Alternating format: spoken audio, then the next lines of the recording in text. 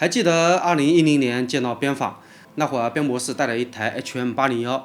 当时我对于这么个方方正正的黑盒子并没有太多的感觉，只是对音质表现留有一定的印象。可换阿方卡的设定也算是开创了一个先河，就像我没有预料到依靠播放器起家的 HiFiMan 会成为上市公司一样，我也完全没想到 HiFiMan 会出一台平板电脑造型的播放器，而这就是今天的主角 HM2000。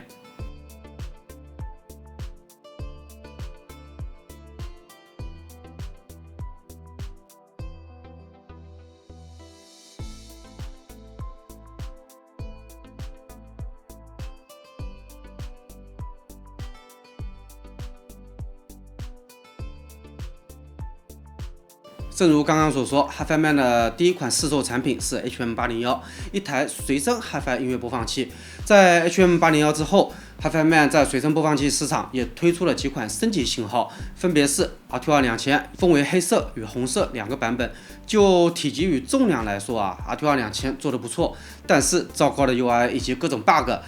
以及单色屏幕，让 RT22000的市场表现并不能够算是成功。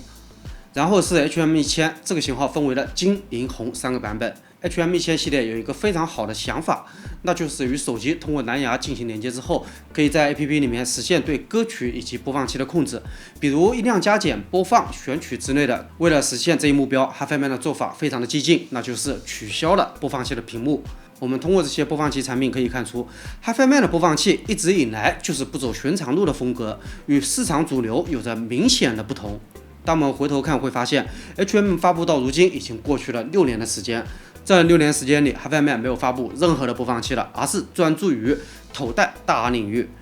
随着 HM2000的上市，可能才能够让大家想起来 HiFiMan 当年是做播放器起家的。那么是什么原因让 HiFiMan 又开始涉及播放器市场，又做了哪些不一样的地方？今天咱们就用一期视频来聊一下。首先必须要说明的是，如果您希望用这台平板来打游戏啊，或者说短片剪辑之类的应用，那么我不会建议的。iPad 拯救者之类配备高性能 CPU 的机器会更为合适。HM2000的 CPU 采用了 MTK8781，这颗处理器的性能并不出色，不过基本的影音、网页浏览、音乐应用流畅度方面没什么问题，但是游戏性能就力不从心了。这里有一段演示，大家可以看到实际的流畅度表现。存储方面是8G 内存，配合512G 的内置存储空间，11寸1920×1200的分辨率，加上不错的色彩表现，用 HM2000追剧看图也是完全 OK 的。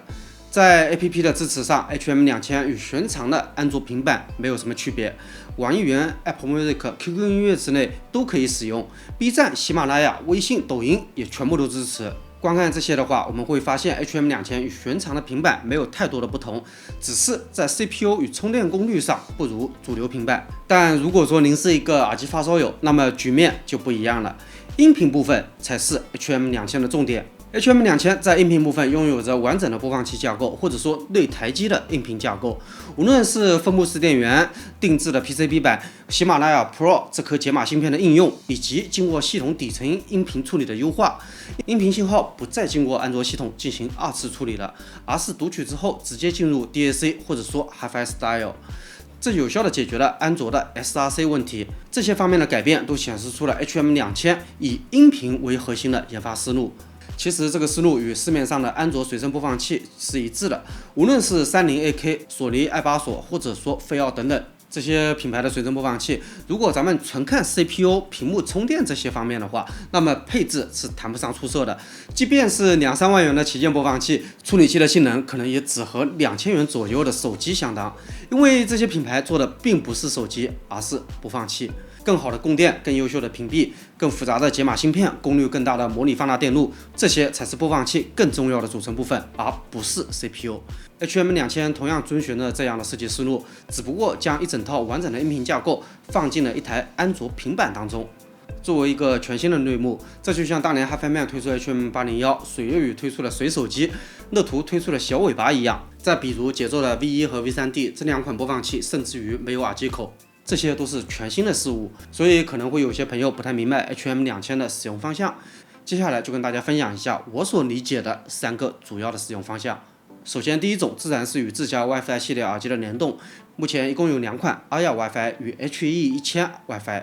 这2款耳机在播放音乐的方式上是一致的 ，WiFi 串流、蓝牙连接以及 Type-C 的有线连接。这3种连接方式各有各的弊端。WiFi 串流咱们不能看视频，蓝牙连接的话音质又不如 WiFi 了。Type-C 有线连接的话要多一个连接线。关于这2款 WiFi 耳机，咱们之前的视频有详细的聊过，如果说你有兴趣的话，可以往前翻一下。正是因为这3种连接方式各有优劣，为此 HiFiMan 研发出了一个专门的技术，这个技术称之为 HiFi Style。HiFi Style 这个概念在具体的实现上有2种连接方式，在有路由器的情况之下，我相信这是99%的应用场景啊，只需要将耳机与 HM2000 连接在同一网段，那么直接开启 HiFi Style 就可以连接了。这种传输方式不仅可以传输音乐，也可以传输视频的声音，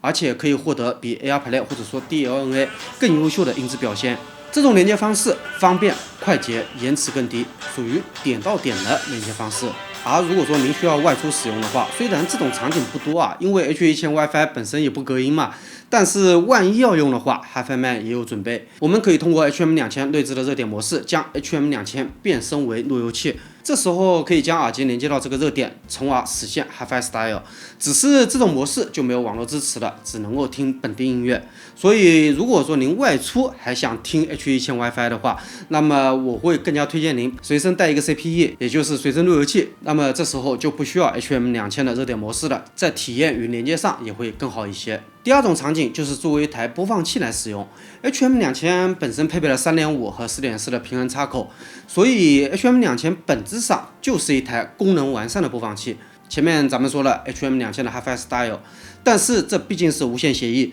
无线状态下自然也就没有用到 HM2000 内置的解码芯片了，变成了 WiFi 耳机内置的迷你版本。而 HM2000 内置的解码正是为了接下来的场景所准备的。在输出功率上 ，HM2000 的 4.4 耳机口32V负载下是320毫瓦的输出。如果咱们纯看数值的话，会发现320毫瓦这个数值并不亮眼。我认为就功率释放来说 ，HM2000 的调教略显保守，并且 HM2000 因为没有高低增益的切换，所以输出功率也不可调整。虽然推力方面不太显眼，但是在音色上 ，HM2000 走出了与现代设备所不一样的音色风格。HM2000 的音色用自然一词来形容非常合适，这一特点与主打现代音色的设备不同。HM2000 模拟性十足，3频温暖，泛音丰富，线条圆润，没有刻意的锐化边缘，更加的接近于模拟风格的音色表达，不会有什么刺激感的。HM2000 3频当中的低频给我留下了不错的印象，从容不迫，温暖有力。这个低频也给整体赋予了丰富的泛音与柔和的基调。一直以来，我对于大部分随身播放器的低频是有那么一点点微词的，因为目前市面上播放器的解析力、声场、通透度、背景等等啊，这些都没有什么问题，听起来逼真度高，还原性好，3频清晰，分毫毕现。唯独在低频方面，很多机型缺少了一些更深层次的低音量感。这种欠缺并不是低频下潜不够，也不是力度不足，而是一种更深层次的低频厚度，以及能够支撑整个声音框架的能量感。这也是为什么如今有很多电子管播放器的原因之一啊。电子管的加入能有效的给播放器添加一些音色的温度与乐器的厚度，同时饱满扎实的低音还会带动气势感的表达。不过没有任何一种音色能满足所有人的需求。您如果说更热衷于现代高素质、快节奏、明亮、高音的音乐表现，那么 HM2000 的音色，我认为您不会喜欢。第3个场景是搭配底座。小夜曲这台解码耳放我们已经聊过很多次了，以目前3000多的一个售价来看，性价比非常的高。可能是小夜曲获得了不错的市场反馈，所以 HiFiMan 在小夜曲的基础上推出了专门适配 HM2000 的底座版本。顾名思义啊，就是在小夜曲的顶部配备了一个 dock 母座，通过这个 dock 可以与 HM2000 的触点相连，不需要再使用 USB 线去进行连接了。少了一根连接线之后，整个系统有了更高的一体化程度，放上去即可连接，比传统形式更加的方便，也更加的简洁。HM2000 连接小夜曲是通过 dock 触点的 Line Out 功能所实现的。通过模拟信号输出，也就是说数字处理和解码部分依然由 HM2000 完成，而放大部分则交给了小夜曲。这提升了推理表现。前面我们说 HM2000 在32V 负载下 4.4 平衡口是320毫瓦的输出，而在添加了小乐曲底座版本之后 ，4.4 平衡口同样的32V 负载，推力增大到了3000毫瓦，推力方面提升了一个数量级。小乐曲的加入让 HM2000 对于头戴耳机的兼容性也增强了不少，也显著改善了直推下面生产规模略小的问题。某种程度上 ，HM2000 搭配小乐曲才是这套系统的完全体。小乐曲对于 HM2000 而言，不仅仅是一个耳放，更像是一个音频拓展坞。由于在 Dock 的触点功能上配置有同轴输出触点 ，HM2000 可以通过小乐曲底座版输出同轴数字信号，实现数字输出的功能。还有，比如您是一位真力玩家，那么 HM2000 加小乐曲也可以作为前级去连接有源音箱，在功能上非常的全面。耳机放大器的增强、同轴数字输出、前级模式、9V 线路输出等等，这些都可以通过小乐曲底座版来实现。以上就是我认为的 HM2000 的3种使用模式。接下来咱们说点题外话，聊一下台式系统的音源部分。比如说您是一个大耳玩家，手持 IRU、天空之城、HD800S 或者其他的头戴式耳机，这种耳机对于前端的驱动力与控制力存在一定的要求，用小尾巴或者说播放器、电脑之类的直推，那声音多多少少会有一些打不开的，动态、细节、声场都会受到限制。围绕头戴耳机去做适当的搭配，我认为是有必要的。一般对于头戴耳机的搭配有这么几种经典模式：一是播放器加一个 ES 或者说475之类的便携耳放，耳放的加入会比播放器直推效果更好，会带来推力的增强以及差异化的音色风格。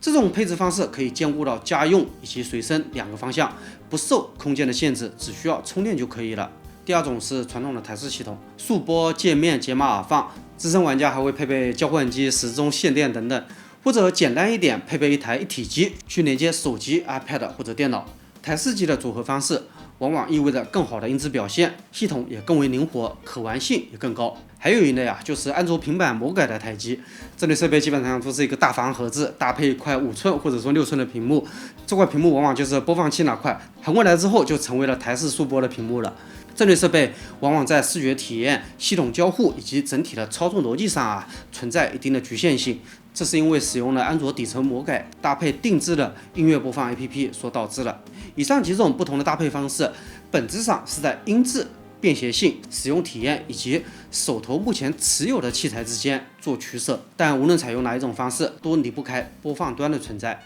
这个播放端可以是手机或者说 Pad、电脑或者是束拨，什么形式不重要，但一定要有。可能也正是因为播放端触手可及，所以存在感在 HiFi 系统当中反而不高。播放端是 HiFi 系统当中唯一的可视化部分，也是操作最频繁的部分。至于解码器、耳放等等设备，本质上属于音频处理模块，负责解码和放大乃至播放端的音频信号。大家知道能够调整的无非就是滤波、增益、时钟等等这几个有限的模式，并不会改变整个系统的交互方式。换句话说，一套系统好不好用，并不取决于解码器或者说耳放，在一定程度上取决于播放端所提供的操作体验。这也是为什么有不少朋友选择用 iPad 作为数字转盘的原因之一，因为优秀的交互体验本身就是 HiFi 系统体验的一个组成部分。只是如今苹果有点不太做人了，连 iPad 都把耳机口给取消了，我都要看看苹果会不会丧心病狂，把 Mac 的耳机口也给砍掉。当然了，这里也只有 iPad 系列适合做数字转盘，寻常的安卓平板是不太合适的，这是因为没有在系统底层做音频优化的原因，所以市面上其他的安卓平板不太适合用来做转盘。有点扯远了，咱们回到播放端，咱们刚刚聊了几种播放的形式，比如说像播放器束拨，或者说内置的魔改安卓的播放机，还有 iPad、电脑等等。而 HM2000 与底座的结合带来了一种新的方式。首先，11寸的屏幕比其他束拨的都要更大，有着更加直观的操作方式与使用体验。然后系统上与很多束拨需要在平板或者手机端运行专属控制 APP， 或者魔改安卓后再配合定制版 APP 不一样的是 ，HM2000 运行着完整的且经过专门音频优化的安卓系统。这带来了更多的可能性，所以 HM2000 不是一个需要被控制的束拨，而是一台拥有完整交互能力的播放端。话虽如此但是有一点略显可惜，那就是 HiFiMan 迄今为止没有开发自己的本地音乐播放应用。如果说播放本地音乐的话，咱们仍然需要借助第三方 APP，好在此类 APP 不少，这里我会比较推荐 PowerAMP， 可玩性高，界面美观。如果说您希望再简单一点的话，那么海贝音乐 APP 或者说其他播放器厂商的本地音乐播放应用也是完全可行的。在 HM2000 之前，也有厂商尝试过平板形态的播放器，只是这些产品在屏幕尺寸、续航、工业设计以及扩展性上面做的都不是特别的成熟。比如 MR2， 它的售价甚至于比 HM2000 还要高，但是 Windows 系统的触控以及输入体验简直一言难尽，谁用谁知道。落后的 DC 口充电、厚重的机身以及 Windows 平台先天糟糕的续航表现，最终并没有收获到太多的市场认可。此外，英律美也推出过类似的产品，虽然价格只有 HM2000 的一半左右啊，但是17毫米甚至于23毫米的机身厚度，却只有最高7小时的续航表现，还能让人将其作为一台日常使用的平板设备去使用。同时，在扩展能力、系统生态以及整体完成度方面，这些设备与 HM2000 相比也存在一定的差距。这些产品并不是没有想法，而是没有发挥出平板这类产品形态的优势。对于一台平板形态的 HiFi 设备来说，真正重要的不是简单的把播放器做成一块平板，而是要具备一台成熟平板应有的使用体验。续航、机身厚度、充电方式、系统生态、应用扩展性、扩展能力、系统更新等等，这些缺一不可。只有当这些基础体验足够的成熟之后，给播放器赋予平板形态，才具备了真正的价值。我认为 HM2000 是目前完成度最高的一次尝试，除了前面咱们说的音频部分以外，工业设计方面做的也相当的不错。这么说吧，如果说您之前接触过太上皇以及 R22000、黑太子、红太子这些 HiFiMan 早期的播放器啊，那么您第一次看到 HM2000 的时候，您不会认为这是 HiFiMan 的产品，因为之前的产品确实显得有那么一点点粗糙了。而这一次 HM2000 无论是整体外观、做工细节还是工业设计语言，都比以往要成熟了不少。此外，平板不用频繁的开关机这个容易被忽视的特性 ，HM2000 也得以保留。凭借着不错的续航表现，可以做到听完音乐咱们不用刻意的关机，想继续听的时候拿起设备连接耳机，点开 APP 即可开始播放。这种随拿随听的体验与我们传统的便携播放器是不一样的，更加的符合如今电子设备的使用习惯。聊完 HM2000 的场景与音色，有几点需要大家注意一下。首先，如果说您的耳塞灵敏度比较的高啊，那么底噪是为客观存在的。好在头戴大问题不大。虽然 HM2000 机身配置有512G 的内置存储，但是我认为对于有大量本地音乐的玩家来说，512G 可能也会显得有些捉襟见肘。而 HM2000 这次居然没有 TF 卡插槽，没有 TF 卡插槽也就算了 ，HM2000 的 USB 传输速度只有 USB 2.0， 这方面我认为不太应该。相较而言，18瓦的充电功率我认为都不算啥了。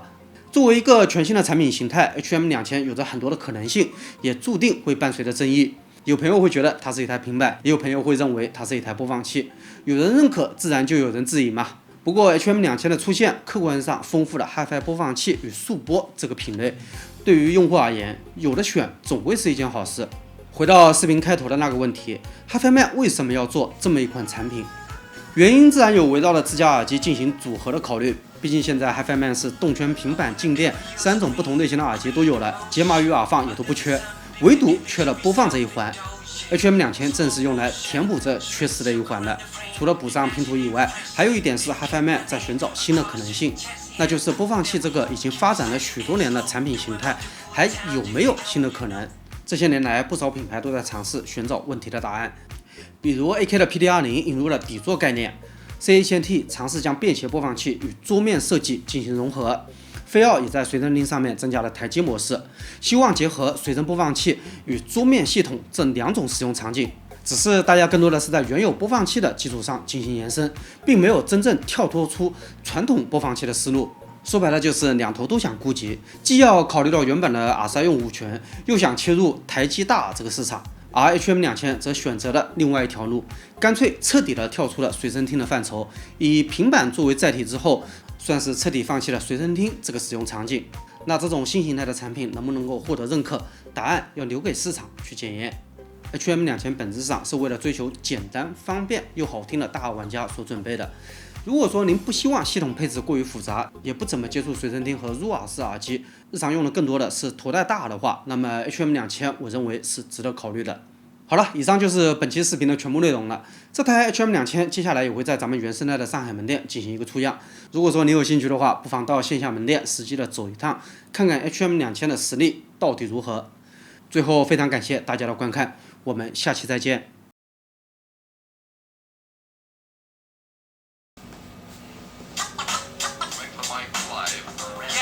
It's funny how the music put time to perspective and a